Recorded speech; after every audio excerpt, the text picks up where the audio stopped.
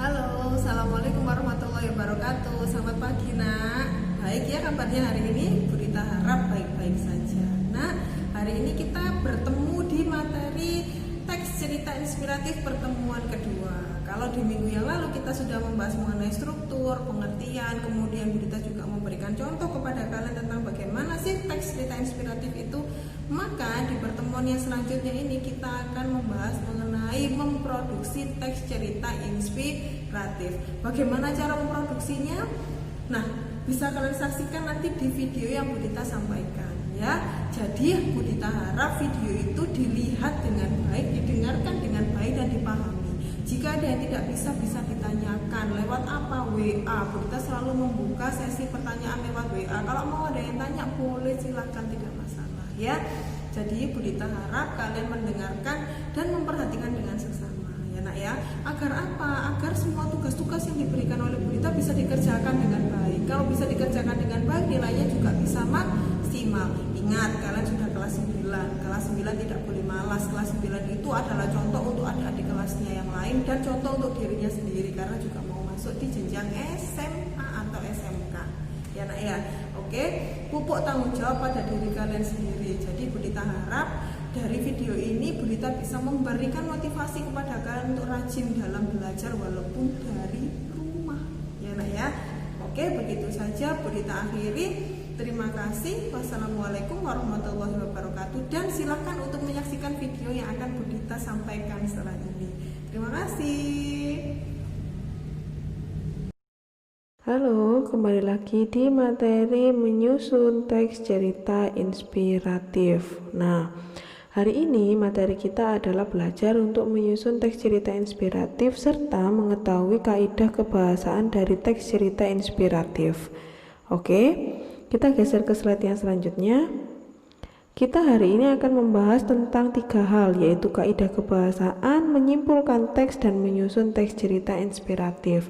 Dan ini ada hubungannya dengan tugas yang akan kalian kerjakan. Jadi Bu Dita harap kalian mendengarkan dengan baik, memperhatikan dengan baik, dan memahami dengan baik. Jika ada yang tidak jelas boleh ditanyakan langsung lewat WA ya, jangan lewat Microsoft Teams yang di inbox itu ya. Oke, silakan dilihat di slide yang selanjutnya. Nah, kita mulai dari kaidah kebahasaan teks cerita inspiratif. Kaidah kebahasaannya ada 4. Yang pertama adalah menggunakan kata atau kalimat deskriptif. Apa itu? Yaitu kalimat yang berisi gambaran atau penjelasan secara rinci dan jelas tentang benda, suasana, keadaan, manusia, atau objek lainnya. Mengapa? Karena supaya ketika kita membaca suatu teks, maka kita akan bisa membayangkan bagaimana situasinya. Kalau kita bisa membayangkan, maka kita akan bisa merasakan bagaimana keadaan yang ada di tempat tersebut atau situasi tersebut. Yang kedua ada kata ekspresif, yaitu kata yang digunakan untuk mengungkapkan suatu ekspresi berupa gagasan atau perasaan. Jadi ini menunjukkan bagaimana suasana yang ada di sana, menggunakan kata-kata, bisa majas, bisa kata kias, bisa kata peribahasa, bisa denotatif atau konotatif. Pokoknya kata-kata yang bisa membuat pembaca ikut merasakan, itu namanya kata ekspresif. Yang ketiga, memakai kata keterangan waktu yang menghubungkan antar kejadian atau konjungsi waktu, serta konjungsi-konjungsi lainnya yang berhubungan dengan itu. Kemudian yang keempat, sistematis. Kejadiannya berurutan antara paragraf satu dengan paragraf yang lainnya. Artinya cerita itu ditulis dari awal sampai akhir itu nyambung, tidak ada yang putus, tidak ada yang tidak nyambung. Jadi harus runtut dan urut kejadiannya. Yang terakhir adalah majas, merupakan gaya bahasa atau perumpamaan atau kiasan yang umumnya digunakan untuk mengutarakan kesan bagi para pembacanya. Ya, majas ini berhubungan dengan kata ekspresif. Nah, di sampingnya Bu Dita menuliskan atau memberikan catatan kepada kalian macam-macam majas yang biasanya digunakan di dalam menyusun teks cerita inspiratif. Yang pertama ada majas hiperbola. Majas ini adalah majas yang melebih-lebihkan ketika mengungkapkannya. Contoh, Tangisan kesedihannya sampai membuat air matanya berubah menjadi darah. Di mana-mana air mata itu tetap putih keluarnya. Sesedih apapun kita tidak mungkin berubah menjadi darah, ya. Artinya ini melebih-lebihkan. Ia menunjukkan satu kesedihan yang sangat mendalam, entah kehilangan atau apapun itu. Yang kedua ada majas personifikasi. Adalah majas yang membandingkan dua hal secara langsung, dan benda tak hidup diberikan sifat seperti manusia agar seolah-olah hidup. Contoh, saat aku berjalan, kulihat baju yang berada di toko berjejer menggodaku. Di mana ada baju yang bisa hidup menggoda seseorang. Sebetulnya baju itu kelihatan menggoda karena kalian yang ingin membeli. Nah, tetapi supaya lebih cantik, lebih menarik, maka dibuatlah kata seolah-olah bajunya yang menggoda kalian. Nah, artinya benda tak hidup itu diberikan nyawa atau sifat seperti benda atau seperti manusia, sehingga dia akan lebih bernyawa. Yang ketiga ada majas lilotes, yaitu majas yang kalimatnya berhubungan dengan sikap rendah hati, lemah lembut, namun mempunyai makna dan tujuan yang berlawanan dengan aslinya. Contoh, meskipun aku sudah lulus S2 di Amerika, namun jangan terkecoh dulu, ilmuku masih perlu diasah dan masih butuh belajar sama seperti teman-temanku semua. Jadi dia ingin menunjukkan satu prestasinya dia sudah sekolah tinggi sekali, tapi dia tidak sombong, dia rendah hati. Di samping dia ingin menunjukkan prestasi, tapi dia juga menunjukkan rasa rendah hatinya dia. Artinya apa? Setiap orang, setiap manusia itu jangan pernah puas dengan ilmu, harus belajar, dan belajar lagi. Kita belajar tidak hanya dengan orang yang lebih pintar, bahkan orang yang sekolahnya tidak tinggi, tapi kalau dia punya kemampuan di atas kita, maka kita juga perlu untuk belajar sama dia. Artinya kita tidak boleh sombong ketika punya ilmu dan kita merasa sekolah kita lebih tinggi, kayak gitu ya. Oke, kita geser ke slide yang selanjutnya. Nah, ini mulai ada materi menyusun teks cerita inspiratif. Bagaimana cara menyusunnya? Nah, kegiatan menulis adalah kegiatan mengungkapkan ide atau gagasan. Nah, dengan tema dan judul yang ditentukan untuk mengembangkan isi. Adapun langkah-langkah menulis teks cerita inspiratif. Yang pertama, menetapkan ide dasar atau tema. Di mana-mana kalau kita mau menulis pasti kita harus menentukan tema dulu. Baru setelah tema kita turun ke judul, kayak gitu ya. Nggak mungkin kita nulis judulnya dulu baru ke tema ya. Yang kedua, mengembangkan ide tersebut dalam suatu kerangka pemikiran, yaitu berupa skema atau bahkan alur mengenai tulisan yang akan kita susun.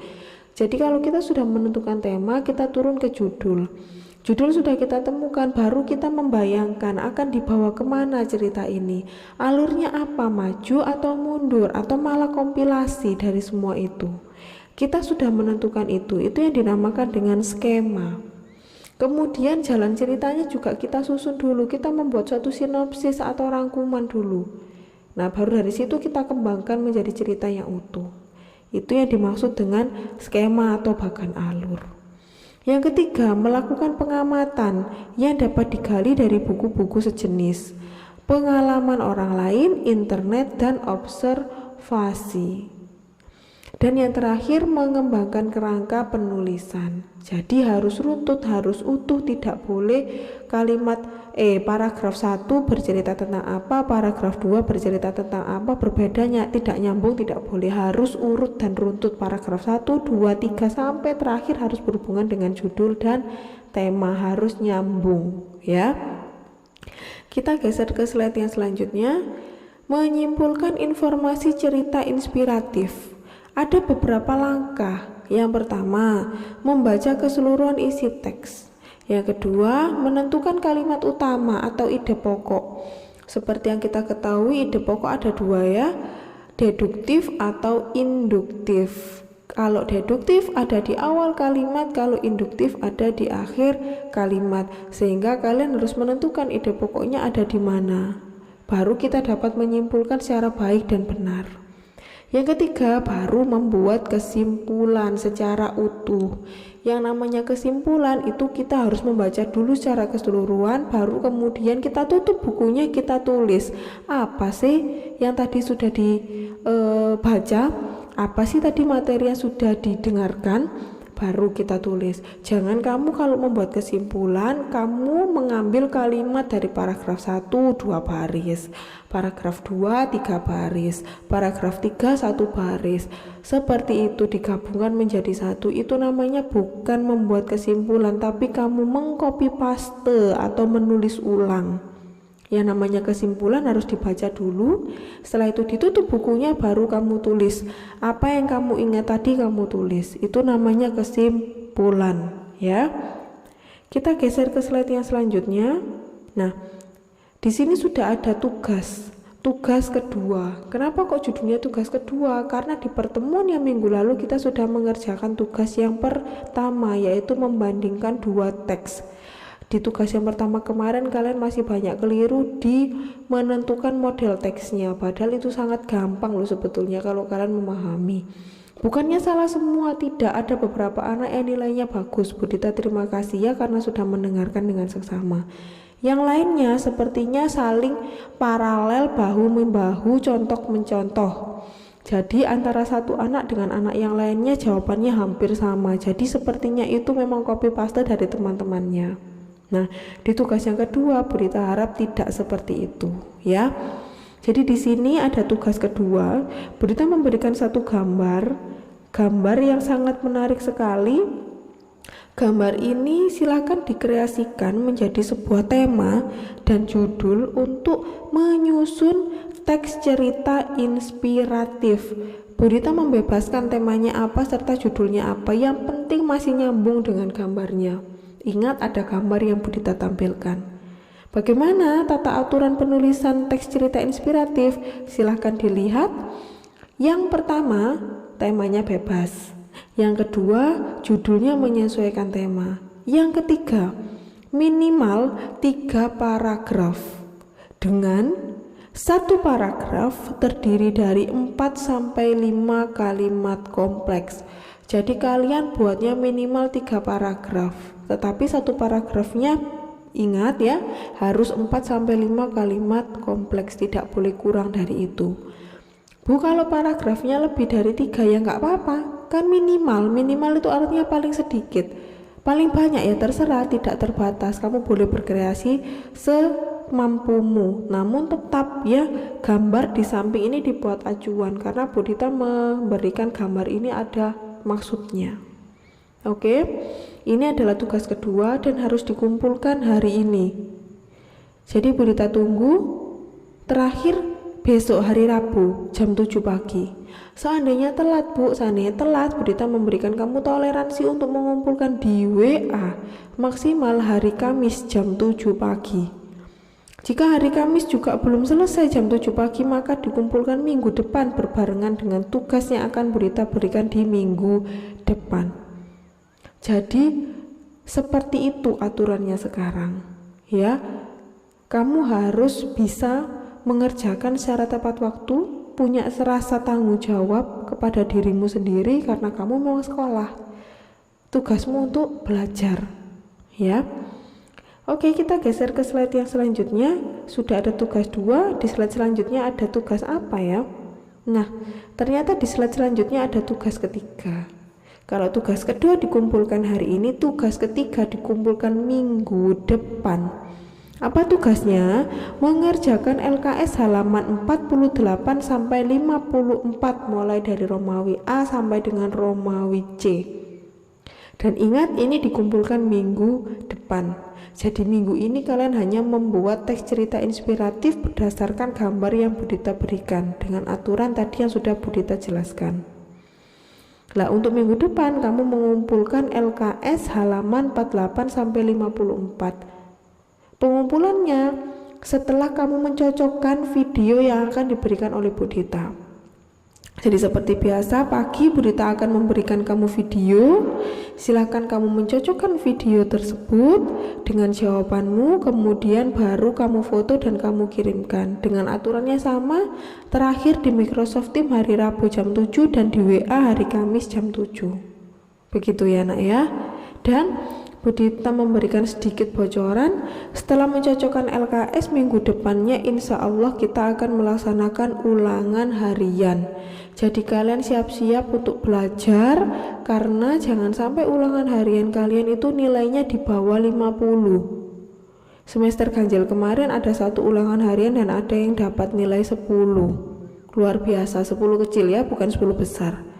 Jadi Burita harap kalian belajar dengan rajin, jangan sia-siakan UH, karena UH ini adalah poin besar untuk kalian. Jadi jangan sampai kalian mendapatkan nilai jelek. Kalau bisa UH ini malah dapat nilai yang sangat luar biasa bagusnya ya.